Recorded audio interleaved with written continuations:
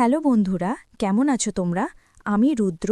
আজ তোমাদের শোনাবো দারুণ একটি মজার কাহিনী। চলুন তাহলে শুরু করি। তখন আমার বয়স ১৯। আমাদের বাড়ি তৈরি হচ্ছে। কিছুদিন আগে আমরা একটা বাড়িতে ভাড়া থাকতাম, এক বিধবা মহিলার বাড়িতে। তিনি একা থাকতেন। তিনি আমাকে খুব ভালোবাসতেন আর বিশ্বাস করতেন। আমার ধারণা আমি দেখতে খুব একটা ভালো না, কিন্তু সকল মেয়েরা বলে আমি নাকি handsome.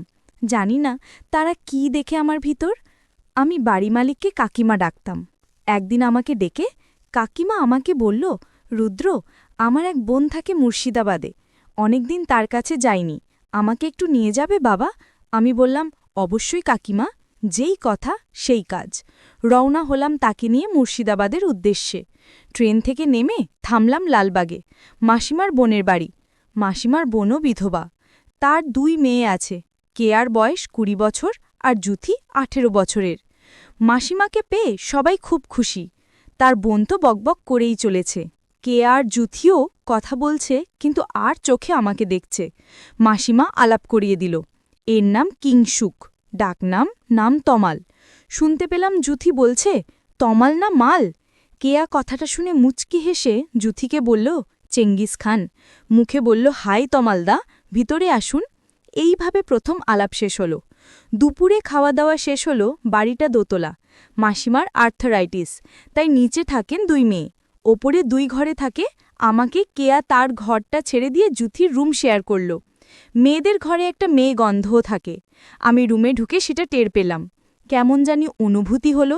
Single bed, reading table, attach bathroom, একটা আলনা, ওয়ার্ড্রোব আর একটা বইয়ের আলমারি। আমি আমার স্যুটকেস খুলে টাওয়েল আর পায়জামা বের করে বাথরুমে যাব ফ্রেশ হতে।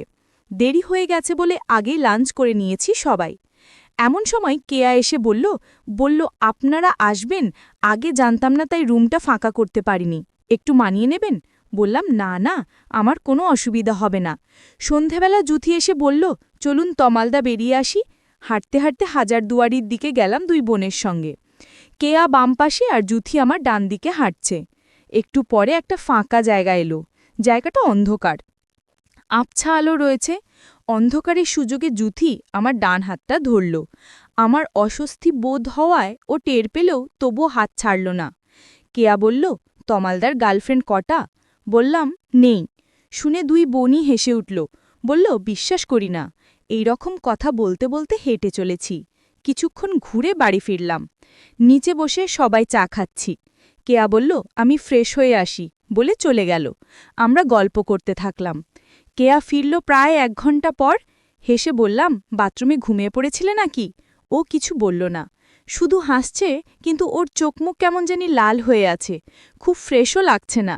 আরও কিছুক্ষণ গল্প করার পর আমি উঠলাম রুমে গিয়ে ফ্রেশ হব বলে। রুমে ঢুকে একটা মেয়ে গন্ধও পেলাম। বুঝলাম ফ্রেশ হতে কেয়া এই ঘরেই এসেছিল। বাথরুমে ঢুকে বুঝলাম কথাটা সত্যি। সালোয়ার কামাইজ আর পাশে ছোট পোশাক ঝুলছে। খুব অবাক হলাম, এগুলো তো ধুয়ে রাখার কথা, আর না হলে ও এখানে রাখবে কেন? নিজেকে সামলাতে পারলাম না। কাপড়গুলোতে পর্যবেক্ষণ করতে লাগলাম। দারুণ একটা সুগন্ধ আছে। হঠাৎ কে যেন দরজায় নক করল। এবার কি আপনিও ঘুমিয়ে পড়লেন নাকি? জুথির গলা। বলল, দিদি ওর কাপড় ফেলে গেছে, আমাকে নিতে পাঠিয়েছে। বললাম, আসছি, দাঁড়াও। তাড়াহুড়ো করে ফ্রেশ হয়ে বাইরে এলাম। দেখি জুথি দাঁড়িয়ে আছে। বেরোতে বলল, কি করছিলেন এতক্ষণ? কাকে ভেবে আদর করছিলেন? কান গরম হয়ে গেল। বললাম, ধুর, কি যে বলো, ও কিছু না, বলে কাপড়গুলো নিয়ে চলে গেল। এমন সময় কেয়ার গলা পেলাম। বলল, জুথি, তমালদাকে নিয়ে খেতে আয়, ডিনার রেডি। জুথি চমকে উঠে কাপড় ঠিক করে নিল। মুচকি হেসে বলল, ডাকাত। আমার শুকনো মুখ দেখে বলল, আছেন তো কিছুদিন, সব খাওয়াবো, এখন খেতে চলন। আমি চোখে মুখে জল দিয়ে খেতে গেলাম নিচে। মাসিমার বোন বলল, কোনো অসুবিধা হচ্ছে না তো বাবা? তোমার মেয়ের সমস্যায় মারা যাওয়ার পর ২ মেয়েকে নিয়ে থাকি, যত্ন আত্তি করতে পারি না, ডাল ভাত পেট ভরে খেও বাবা।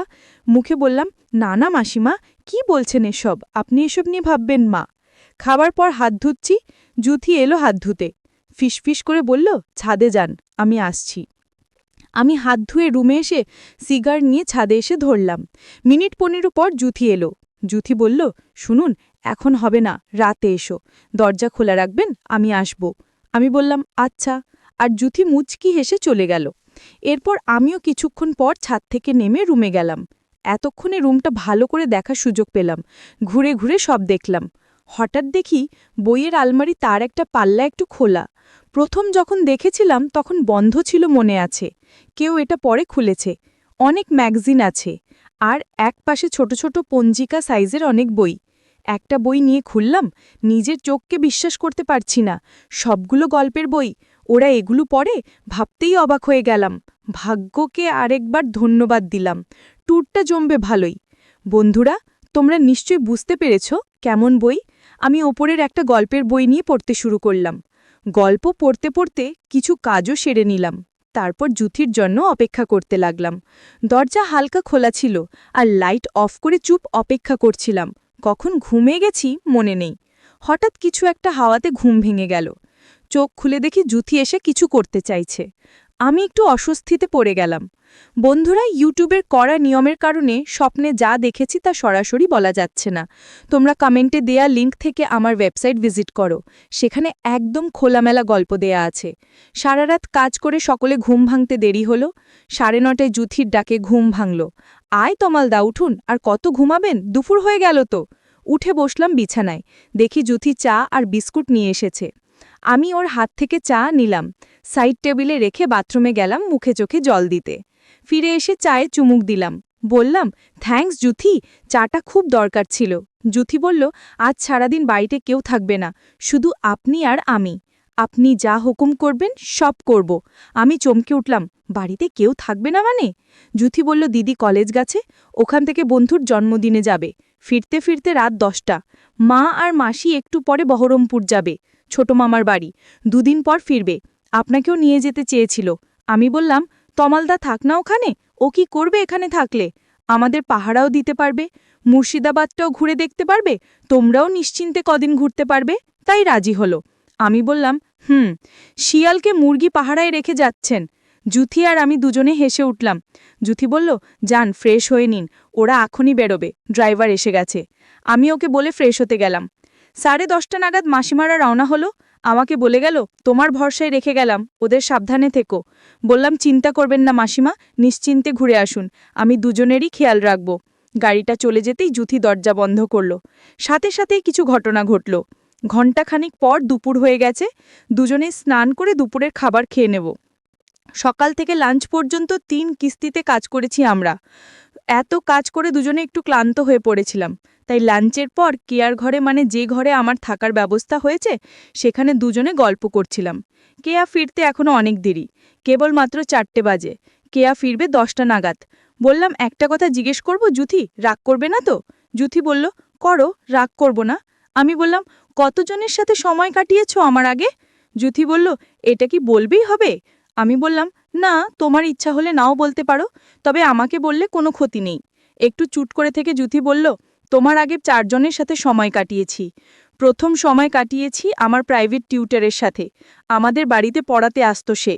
তারপর দ্বিতীয়বার সময় কাটিয়েছি আমার এক জামাই বাবুর সাথে, তাদের বাড়িতে বেড়াতে গেছিলাম সামার ভেকেশনে। তৃতীয়বার সময় কাটিয়েছি আমার বয়ফ্রেন্ডের সাথে। চতুর্থবার আমার কাজিন, মানে বড় জেঠুর ছেলের সাথে। পঞ্চম হলে তুমি। একটা কথা বলছি, তোমার সাথে থেকে আমার যতটা ভালো লেগেছে, অন্য কারুর সাথে থেকে ততটা ভালো লাগেনি। আমি বললাম, আর কেয়া? কেয়াও সম্ভবত অনেক মানুষের সাথে সময় কাটিয়েছে। জুথি বলল, ও আমার থেকে অনেক এগিয়ে আছে এই বিষয়ে। গল্প করতে করতে রাত হয়ে এলো। আমি আর জুথি ফ্রেশ হয়ে নিলাম। রাত 10টার আগেই কেয়া বাসায় চলে আসলো। ঘরে ঢুকেই আমাকে একটা ইশারা করল।